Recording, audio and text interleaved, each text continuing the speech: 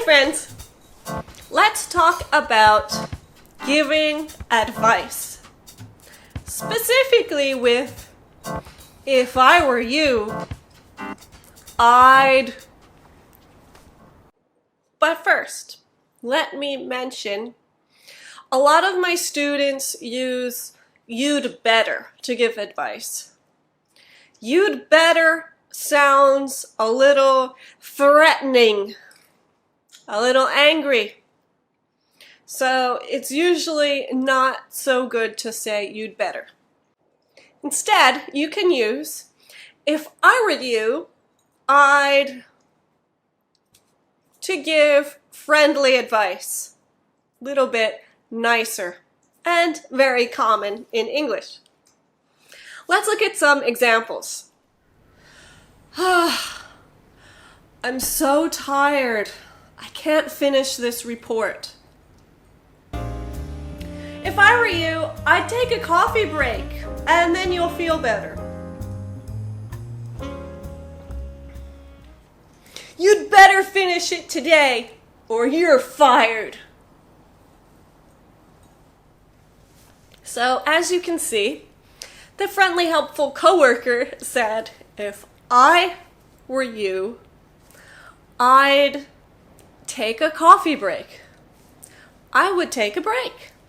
Try it. That's my advice. But the angry boss said, you'd better finish your report, or you're fired. That was a threat. Very angry. Let's look at another example. Wow, it's so sunny today. Yeah, if I were you, I'd put on some sunscreen.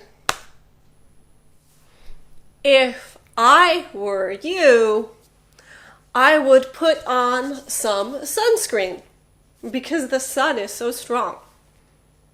That's my advice. You can also flip that around. You can say, if I were you, I'd put on some sunscreen, or I'd put on some sunscreen if I were you. Both are correct. You can also do a negative, and you can also cut off the if I were you. Here's an example. Oh my God! There's a stain on my dress.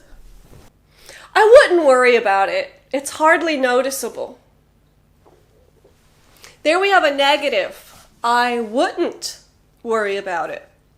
And we just cut out the if I were you. You could say, if I were you, I wouldn't worry about it. But you don't need it. And in addition to if I were you, you could say, if I were her, if I were him. Here's an example. My sister's starting university this year. Oh, really?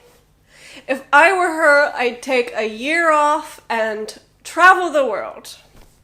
I wouldn't go to university right after high school. Yeah, well, that's you. Okay, that's it for this video on giving advice. Thank you for watching. Please like this video if you liked it, and subscribe for more videos coming up soon. Have a great weekend, and see you next time.